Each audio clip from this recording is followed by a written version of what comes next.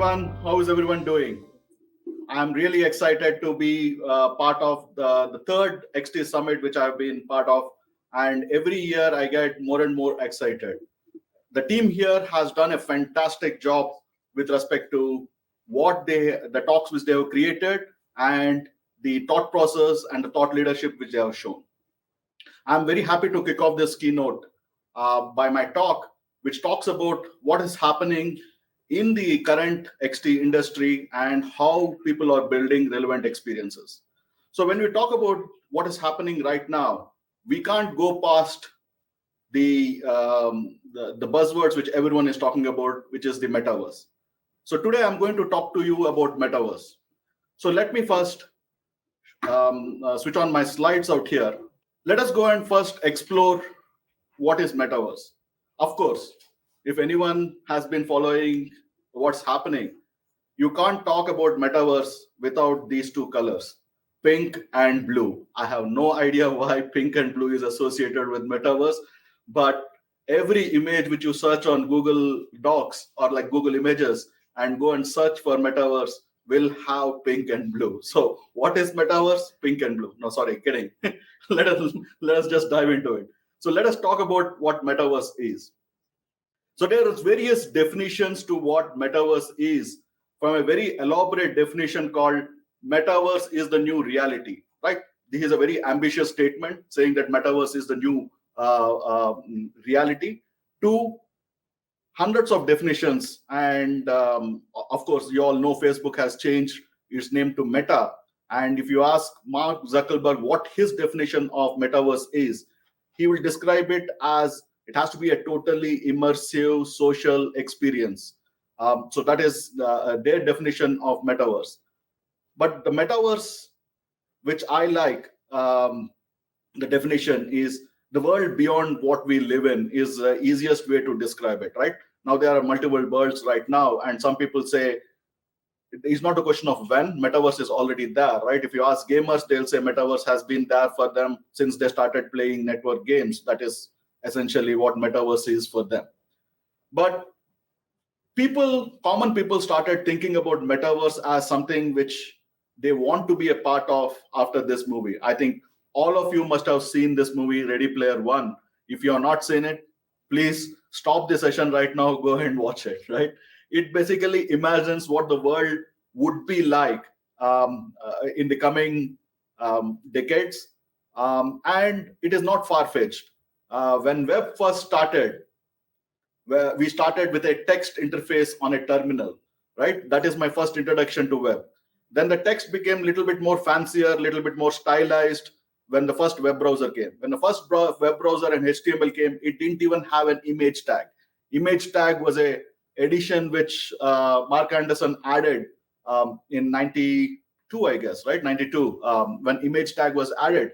People were talking about, oh, it is about linking documents. Like you really don't need to have an image, right? What will an image do? It will just slow down the stuff. But then images were added.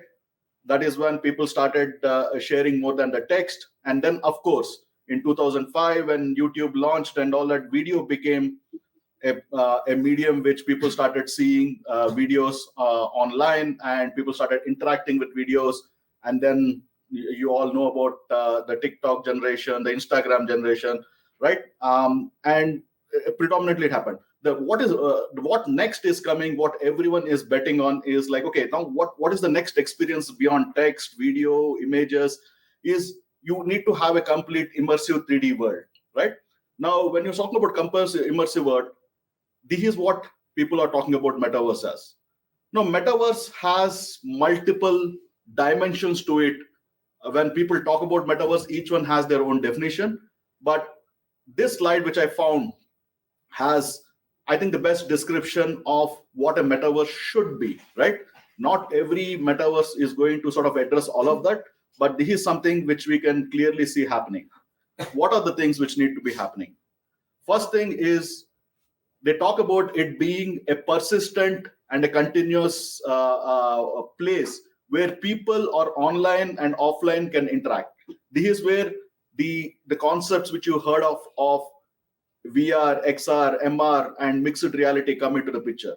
So metaverse is going to be a part of our life. How a phone is a part of our life. Right now, I can bet every one of you who are watching might be having a phone which is less than 50 centimeters from you, or you're holding it right now, or you're watching this on the phone. Now, phone has become an essential part.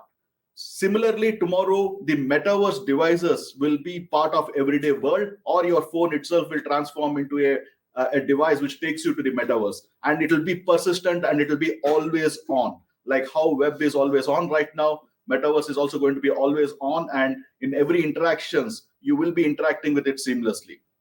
Secondly, they want this virtual environment to be reactive, right? When they reactive, this is another word of saying dynamic, right? I remember the days when we started with HTML and then we added a D and we called it DHTML. DHTML was like dynamic HTML, right? A HTML which you can interact with, which was a big thing then, which is similar to what we are talking about right now. When you have 3D models, when you have 3D environments, and when you have multi-dimensional environments, and when you can interact with them, that is when it becomes reactive. When the virtual environment becomes reactive, that will be an essential part of metaverse. Second thing, and the third thing which comes is interoperable. Now, this is the place where lots of people, there's a massive land grab going on, right? Everyone wants to be the first. Everyone saw how big the web became, and the companies which were first to the web are now the trillion-dollar companies right now. So everyone wants to be the first to define an interoperable, define a standard, and everyone wants to align to it.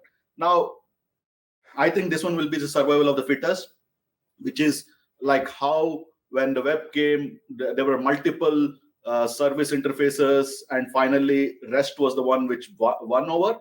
Similarly, there will be standards which most of the tools will support, and most of the developers will be comfortable using it, and that will become an interoperable standard. Right now, there is none. There are few standards on 3D models, etc., but they are still, I feel, very base level. You need standards for how do I interact with a model, how do I modify a model, how do I encode or encrypt a model, etc. Right? Like, so all of those things are going to come in the coming days, and that is what will define what the interoperability standard for metaverse is. If someone asks me what is the interoperability standard for web, I'll say the HTTP protocol and the HTML standards, the image standards, the video standards, and your XML standards and your REST standards, right? These are the core 5-6 standards which define almost 90% of what web is built on. But if you can come and ask me what are those 3 or 4, 5 standards which metaverse is built on right now, I have no answer for it, right? Every company is trying to propose something and they want to make it a standard, but it is not there yet. So that's a huge opportunity or huge area where everyone's contribution is needed. Now, obviously, when you're talking about virtual environments, creative becomes a big part of it. I remember when the first Visual Basic interface has come, or the first web has come, when people looked at it, they made this statement, right? Like Comic Sans was a font which was used, and the websites had colors, primary colors, and blinking text. There is actually a HTML tag called blink, which makes the text blink. And people used to say, this is ridiculous. Business will never use this platform. It looks like a cartoon. And that is the same statement which I heard the other day when I was talking about metaverse to someone and say, this looks like a cartoon, right? Like, what is all the hype about metaverse? That is how web started. I think everything starts that way, and more creative people will come. There will be more user experience standards which will be set. More interaction standards will be discovered. And that is how we'll sort of evolve to a better place. And then the third thing comes is like it has to be user defined.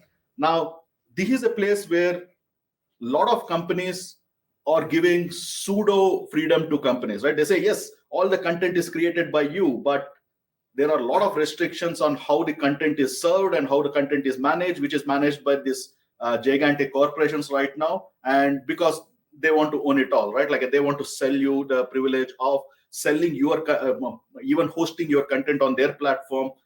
Is a privilege which is extended by them. It is not truly as open as web was when a web first started. When web first started, if you all you needed was a notepad and a network connection, and you were online. The third thing, and the next thing comes is decentralized. Now, this is the another big buzzword which you hear on Metaverse, saying that Metaverse has to be decentralized because web is not decentralized. Few big companies control the whole thing. So when I talk to the new startups or the people who are into this, they'll talk for hours on why the current world is not democratic, the current world is not fair, and that's why the whole decentralized ownership based on crypto and the Ethereum standards or whatever network which they choose.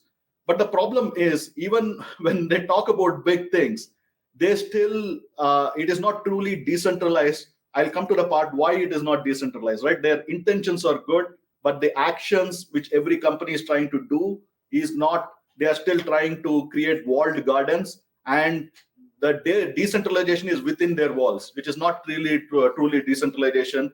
And but I agree to the intent that it has to be decentralized. Web, when it was started, web was the original decentralized platform, right? It was designed that there was no single system. It was started as a US defense project where they said that they needed to protect their security so that if one central location or a server is taken down, the net should not be down. So that is how DNSs and the TCP network was created, and the whole web runs. Basically, you can't bring down the World Wide Web right now, right? Otherwise, governments could have brought it down long back, right? Like every government tries to control it, but they are struggling to it. Now, Metaverse is something which governments also are involved right from the start. They don't want to go the web way, even though they say they want it to be equitable and fair. But everyone is trying to control, to say that how I can control this medium so that people don't turn on the government, right? And then I talked about everyday thing, right? Like when I talk about persistent, everyday is also something. It has to be seamless. Right now, it is not seamless. When you talk about Metaverse, every image shows you one bulky headset which you're wearing on your head. That is not how it should be. The actual Metaverse will be like, I think one of the best discussions I had with some people, and when I heard is like it has to be like a Minority Report interface, wherein like you are not really having any devices, but the devices around you are able to recognize you, and you can interact with pure air, right? Like, and you can still feel part of the environment. You have images which are projected directly into your retina, so that like you are not carrying any bulk devices, and the technology will evolve and will get there, right? And of course, the last thing, it has to be limitless.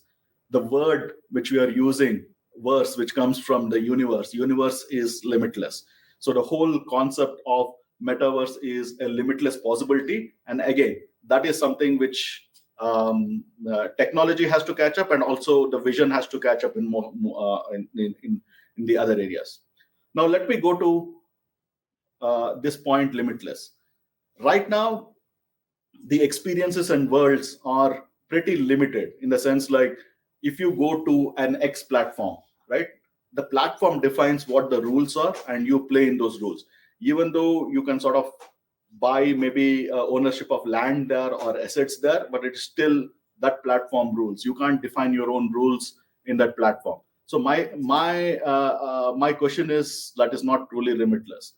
And second thing is, it is not interoperable, right? Like which we talked about. Now, coming to what are the basic concepts of any metaverse, you all must have heard this, right? This is one slide which I got from one of the metaverse platforms.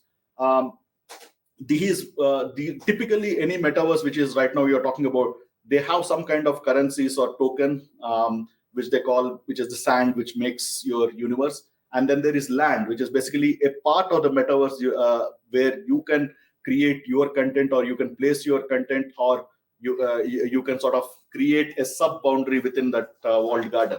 And then there are assets, which are basically 3D models, which you sort of create, and games, which are basically multiple models interacting in the rules which you define, right? So these are basically the things which are right now form a part of a metaverse. But that is just for your understanding. We don't have to be limited by that.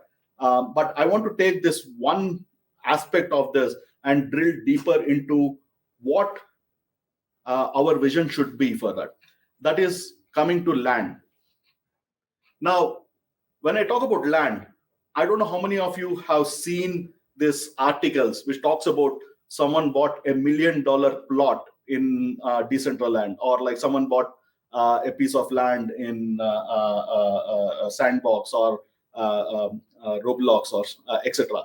Now, when I first saw that article, I had trouble understanding why are they doing that, right? It was, for me, when I try to imagine, if I have a web server and I have a bunch of pages, and if someone is coming and buying a page in my web server for a certain amount, my initial reaction would be, since I have seen the web, I'll say, I will create my own web server, right? Why should I buy a web page on your web server? If I have my own web server, I can have limitless number of web pages which I create. Now, if the web initially, when it started, we all bought pages, right? Like we went to geosites. I don't know how many of you remember geosites or Yahoo pages or etc. Where when people didn't know, when creating a web server was difficult enough or like complex enough, or people didn't understand enough, all they wanted was their presence on the web. They went and bought a page on geosites, right? They used to pay, like the premium page used to cost $15 a month or something, wherein you get 3 or 4 pages, and that is where you created your blog, your resume, your company's information, etc. But as the web progressed, as the tools have improved, people said that, okay, fine, I can create my own web server, I can create my own e-commerce site. Even e-commerce site there was only few people. Always lots of companies, even big companies, started selling on Amazon, which have now big websites of their own, and they are selling their own products on their own website. Similarly, I feel the world is going to a place where you don't need to be buying land in other people's servers. You will want to create your own metaverse server, and you should be able to sort of do that. But what is the options right now for people? If you really see, there are a bunch of people who are creating experiences on the web, right? There are gaming companies. Obviously, they were the first. They like the companies like which created Fortnite, which created PUBG, which are essentially metaverses, if you think about it, right? And with their own rules. And there are other lot of companies which are coming with decentralized games, Roblox, etc. Right? There are companies which are offering virtual concerts, fashions, real estate, work, everything, right? Like Microsoft is getting into creating this virtual work. The Horizons teams, which is Meta, which is creating their own meeting places. So everyone is creating different experiences which are suitable for different scenarios in a more three-dimensional space, and that is one thing which is happening. Second thing which is happening is bunch of companies which are investing on the hardware part of it, which is whether it might be headsets, which it might be gloves which you can wear, which you can feel the sense of touch, and or it might be what you can say a mixed reality headsets like the HoloLens, etc. Now, this is an area where it will be continuously evolving until like companies like Neuralink will directly now fit chips into your brain, and you will see metaverse directly in your head without any devices. I think that is where it will head. And then there are virtualization tools. Now, what are these virtualization tools, right? These virtualization tools are like game engines, right? Like Unreal, Unity, etc., which actually help you to create this world into a 3D. They can take a 3D model and render the 3D model in a form which these devices can show it using their display devices. And there are like a bunch of AI development kits. There are a bunch of websites which create avatars, and also this new thing which is coming called volumetric video, right? This whole holographic displays which you've been hearing forever. I think eventually we'll get to a place where this holographic thing will be different than what we imagine, but we see it in every science fiction movie. There's a holographic video which is shown as the epitome of scientific progress. And then there are virtual worlds. Virtual worlds is what we talk about, like saying a metaverse, where it brings all these things together and lets the user interact with those content and with those virtual engines, etc. Right? Now, then there is, once you are there in a virtual world, you will need to sort of interact. You need to do some commerce, and that is where the economic infrastructure. Now, economic infrastructure is just not about buying physical things, but it's also about buying virtual things like NFTs, virtual land, virtual tokens, virtual game time, virtual accessories, etc. Right?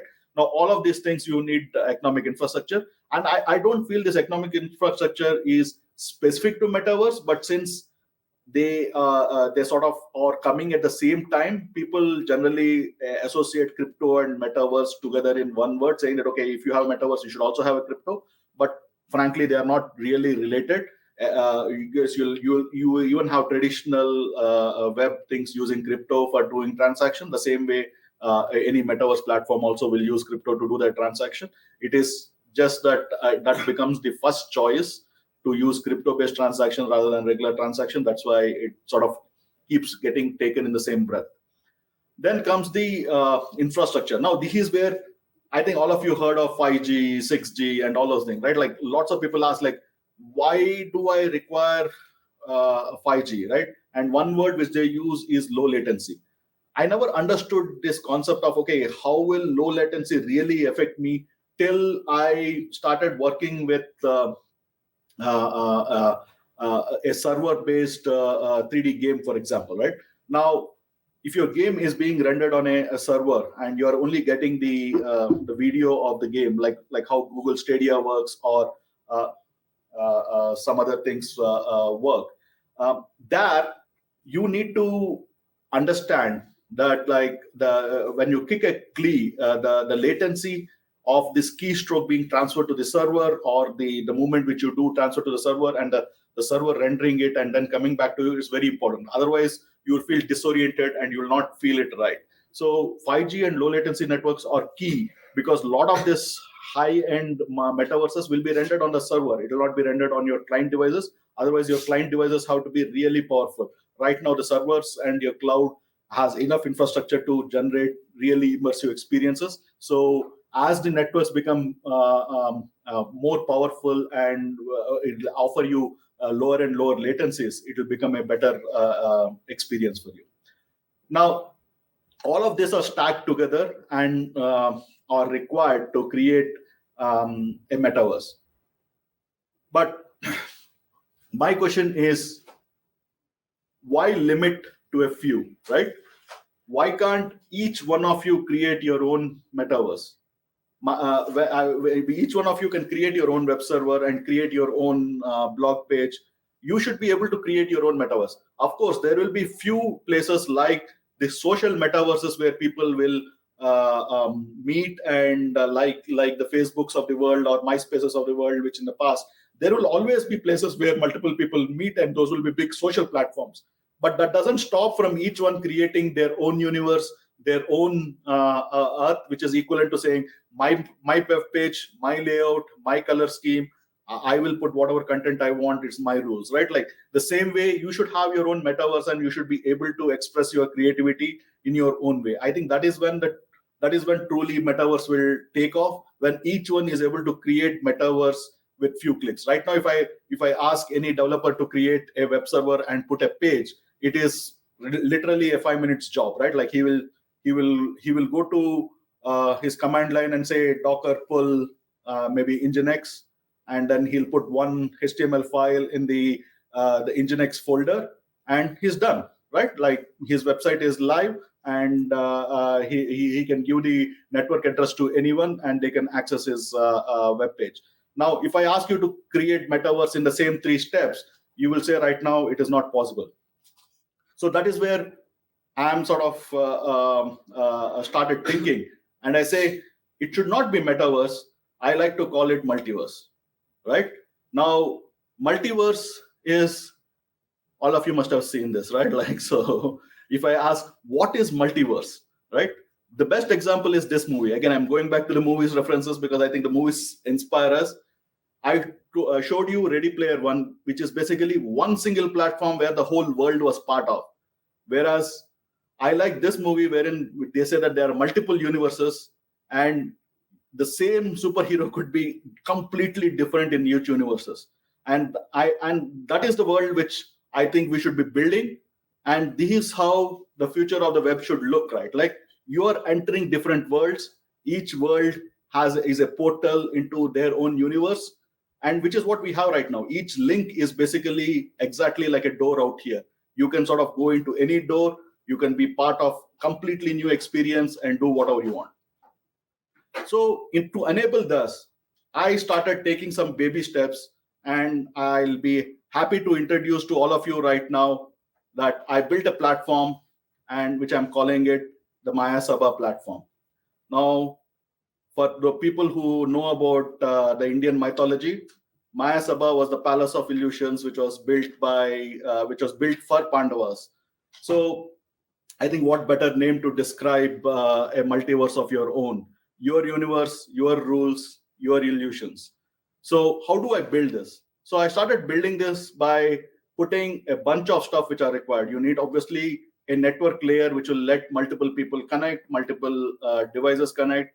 You need to have a bunch of places where you can cache and serve those assets. Then you need to have an engine, right? You need to have a 3D engine which actually processes all this information and renders a 3D image, which can be sort of given to the devices. And of course, I built it on a HTTP server because that is something which is already there. You don't need to invent a new network protocol. You use HTTP server to serve these assets, to stream these assets in a currently existing thing. Now, this becomes part of the server, right? If you can think this is a web server, you instead of engine, you'll have maybe your ASP.NET server or your Node.js server, whichever renders your HTML, which is the engine part. And then your assets are your HTML files and your images, and network is obviously the same TCP IP network. And then you have an Edge app. Now, Edge app is basically, in web, it is a browser, right? But where for multiverse, there is no single right now standard saying that, okay, there's a multiverse browser.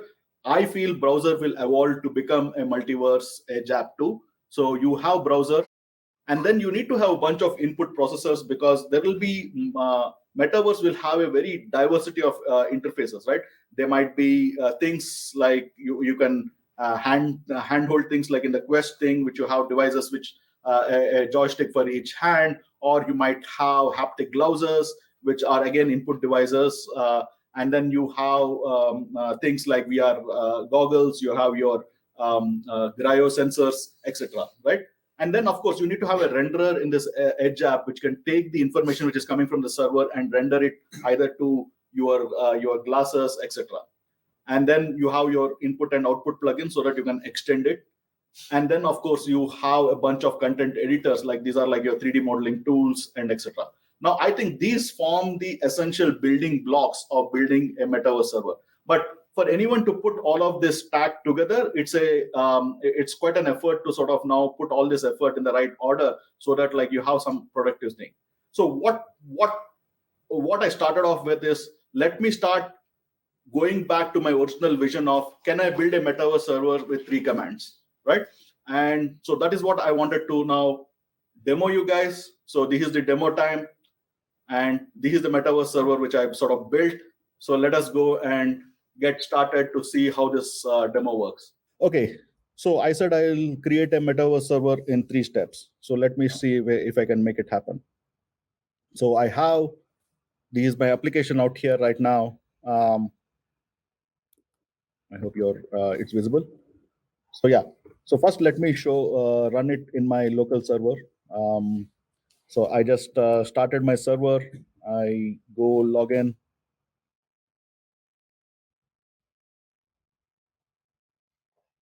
So this is my this is my web server. This is your starting page. Of course, in the metaverse server, once you come, you can sort of customize your homepage to be whatever you want.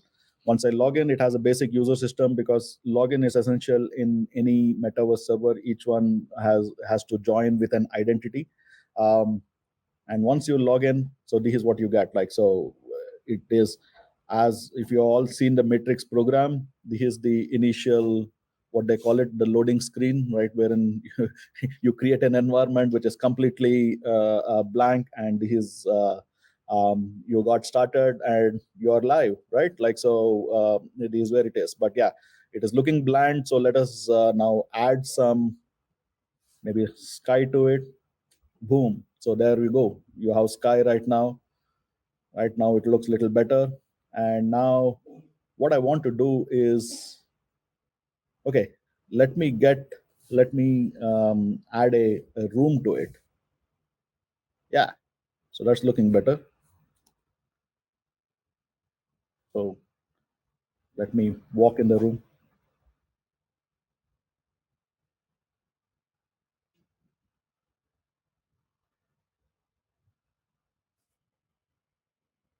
Yeah, that's looking good. So yeah, so this is the basic stuff which I was talking about, saying that it should be this easy to sort of create. Now let me show how you can create the same thing if you are sort of creating without the program, right? All you need to do is, I have a Docker image which is called Mayasaba, which you load, and then this JSON file is your initial user DB. It can be any DB which you can create, and this is the one command which you need to run either in your server or in your Kubernetes or in your local system, and you will have your own Metaverse server. So it didn't find my server. Okay, so I think I let me build the Docker server.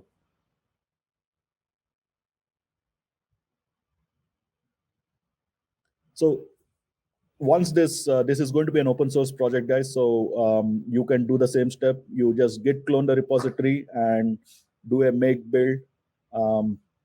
Then you have your own Metaverse server and go play with it. So just give me a few seconds. So while it is building, let me play with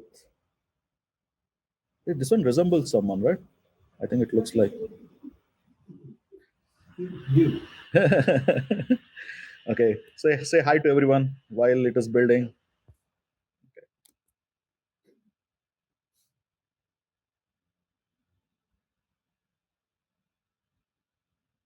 So when I built this, the first question which my daughter saw me building this is unfair. That one looks like you. I want my own character. And I asked like, okay, what does your character want? And obvious answer is, I want it to be pink with blue hair. Then I had to sort of create a pink with blue hair character. And I'll show you how you can create your own Metaverse server and create a pink with blue hair character in it once this is compiled. So how while it is doing that, I can just show you a little bit of how the code is organized. Right now, I wanted minimum dependencies, so I didn't really add any databases. Right now, these are if you sort of go and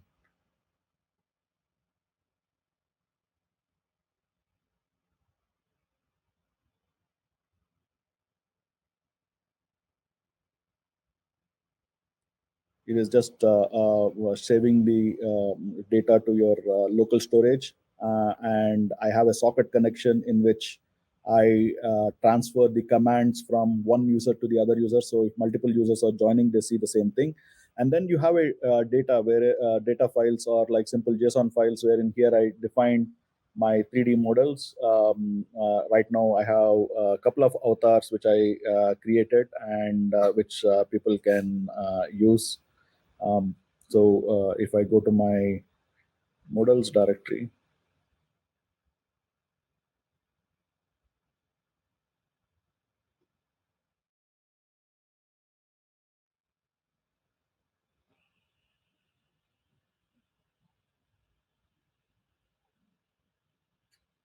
I don't know why it's taking so much time.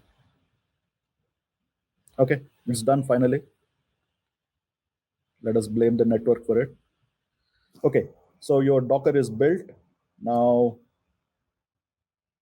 after the Docker image is built, I'm just running the Docker image. Now I have a server. So once this server can now run anywhere, and now if I go and open the the Docker,